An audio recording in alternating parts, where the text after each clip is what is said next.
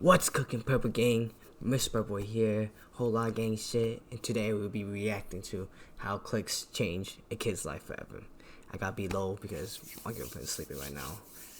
She got school and shit tomorrow, so yeah, let's get right into the video. Made millions of dollars from playing Fortnite, and he's bought some crazy things. See that huge mansion down there? That's my house. I own a Lamborghini, a BMW worth more than your whole family, 2 vacation homes, and private jet. But the most important thing he ever bought was— Hey, this man Clix is dummy rich. I know what he is. I fuck with it though. Wasn't even for himself. We're gonna do a first 5. If you get 1 round on me, I'll buy you the PC. Let's go! Let's go, baby! 6 months ago, Clix would buy a PC for a random fan who would then go on to become a pro player in just a couple months.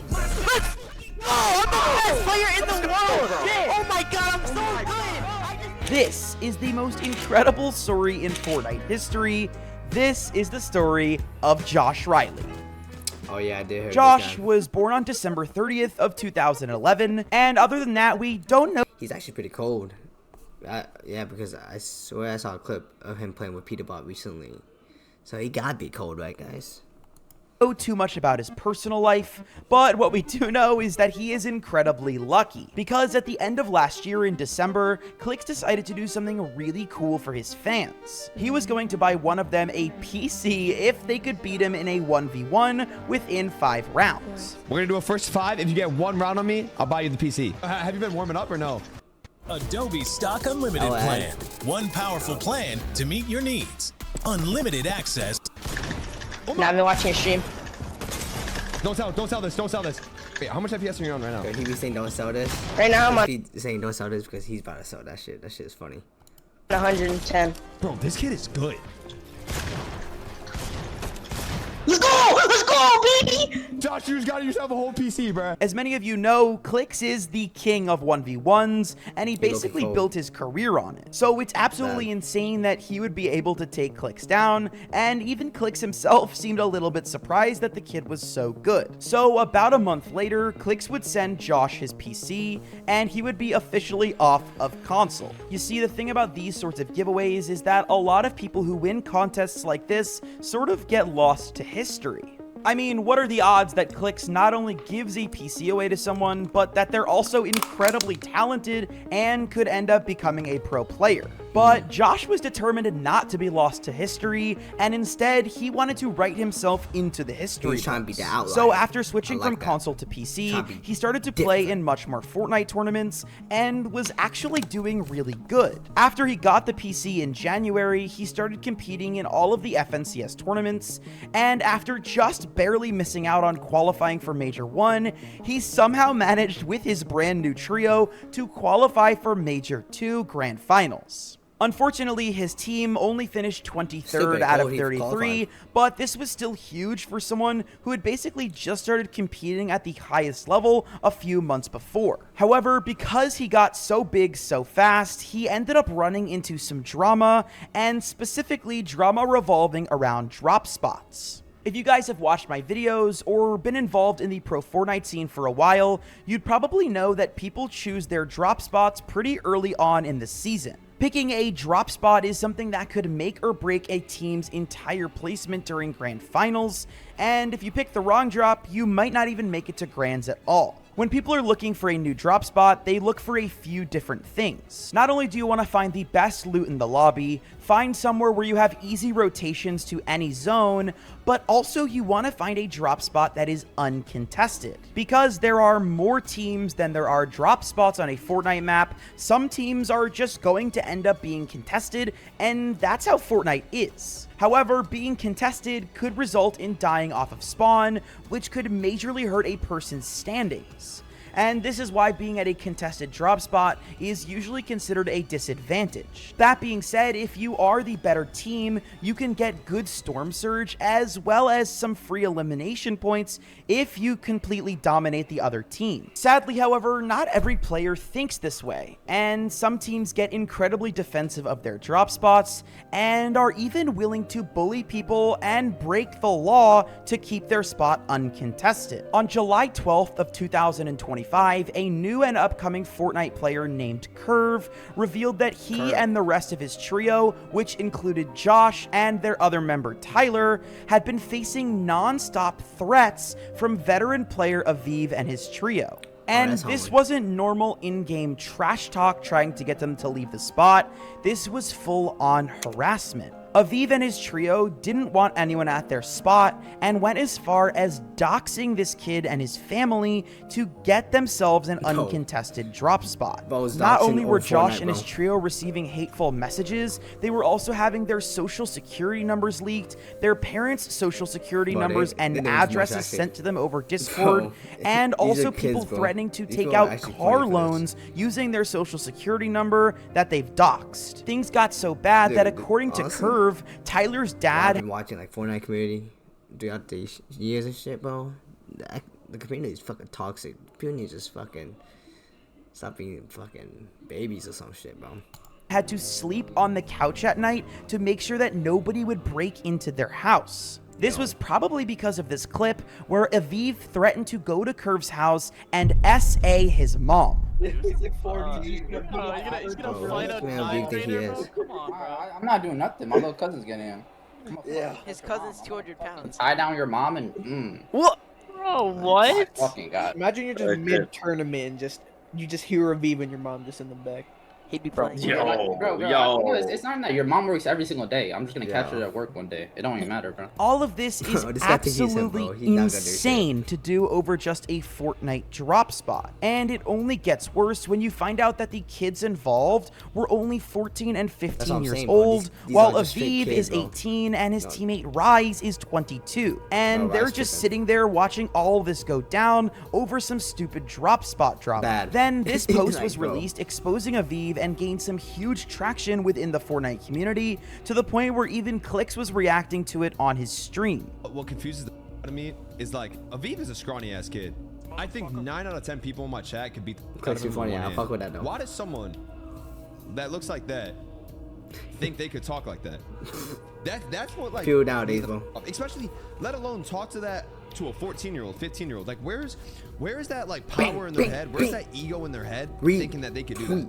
Like this. And Rise is also because the fact that Rise is not saying, the dude asked Rise, do you want me to serve and mute him? And Rise said, nah, it's fine. Clearly, same with Rise, he's also feminine in a, we're not even letting that stop. The thing is, why I'm crashing is because Josh is 14. Like, brother, when I'm 14 and I got swatted as like a kid, like that, to be honest, like I cried, I'll be honest, like, that shit's scary. Swatting is at a higher level than this to an extent, but I just don't understand that how nobody's defending him. He could actually make it. I bought this kid a PC before he had any earnings. The fact that he's quality grades beating Rise all spawn, all this is because they are beating them all spawn.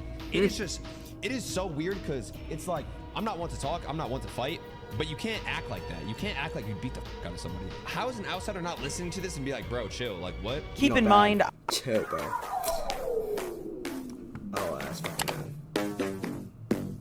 I am not a detective, and these are all just allegations until proven true, but since all of this went down, Aviv had responded with a 7-page long document including his side of the story. This document throws Curve's coach Thomas under the bus for being pretty toxic and threatening to dox Aviv himself, all of this being over a drop spot, by the way. But anyways, at this point, I think it's clear that this situation is pretty nuanced, and there was a ton of bad behavior all around. Some of the stuff said on both sides is cringe and just embarrassing.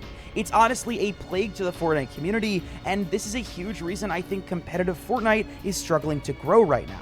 And the worst part is that this sort of bullying and harassment is happening on a pretty regular basis. For those of you that are fans of my channel, you'll remember that I interviewed another young player named Victor V last year who had dealt with similar bullying from other players. And if you guys want to watch the full video of that, I'll leave the link to that in my description as well. But all of this drama makes you wonder, why does this keep happening? Why do younger players consistently get bullied by older, more experienced competitors?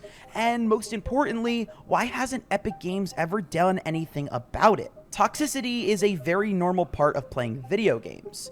Whether you like it or not, you could be the best player in the game and still run into a ton of trash talk in the lobby. But I'm not talking about your everyday trash talk. What I'm talking about is the state of the personal conduct and competitive integrity in Fortnite and how it seems to be at an all-time low. See, every time you participate in a tournament on the competitive page, you have to agree to a set of official rules for that tournament. And every single tournament has a slightly different set of rules, but all of them have a code of conduct section. In the 2025 FNCS official rules, it's in section 8. And this section is pretty long and covers way more than just hacking. Section 8.1 literally says no toxic behavior. And despite this whole section including things like harassment, griefing, and swatting, we've never seen any players actually get in trouble for anything other than hacking. I mean, just last season, we saw Clix get totally griefed in grand finals by the team that was in dead last, simply because they wanted to troll. And even though he was self-admittedly being toxic, Fortnite still sat back and did nothing. See, these players are competing at an incredibly high level, but esports should still be a place to have fun. You shouldn't have to worry about getting your identity stolen by the guy you're contesting at Tilted Towers. And like I said earlier, Aviv and his teammates didn't receive any sort of ban or punishment for the way that they treated these other players. Once again, I know that these are allegations, but the evidence seems pretty damning, and the fact that Epic Games hadn't even really made a statement shows how little they care about the situation at all. So if Fortnite can't take a stand in that area, I'm not sure how much longer competitive Fortnite can last. All this being said, however, we have to get back to the main hero of our story, Josh. Luckily, even with all of this drama in the way, Josh was able to destroy the qualifiers and make his way with his trio into the FNCS Grand Finals. This is the kid PC's team I won. Don't die here. Disadvantage when it comes to the heals, but Curve is making sure to create distance yet again. Nice! He won. He guaranteed one. No way. Let's go! I've never bought a PC boy that quad for a grand. It was such a cool full circle moment to see this kid who got a PC from Clix playing next to him on the big stage this past weekend. However, their first day of play did not turn out as good as they wanted it to, as Josh and his trio would finish 27th out of 33 teams. But instead of giving up and letting this upset him, Josh and his trio locked in and fought hard on day 2 to have an amazing comeback. On just day 2 alone, they finished 5th place, which brought them up to 12th place overall in the tournament, which is not bad at all considering Josh was on console just a few months ago. And although they didn't make it into Globals 2025, I don't think this is the end for Josh Riley. In fact, I think this is just the beginning. Anyways, thank you guys so much for watching this video. If you like this style where I talk about a much less known player, hey, W in the chat, W video, Timmy FMBR. Shit. Make sure to like, drop a comment, all that shit, and let me know if I should react to more other videos like this. Hold on, MrPurplexinfo, you know what I'm saying? Baby, you know you don't want, so please just give up. I went back into the bases where I went 'cause I was sad, and one day I'ma make it to the money, to the back.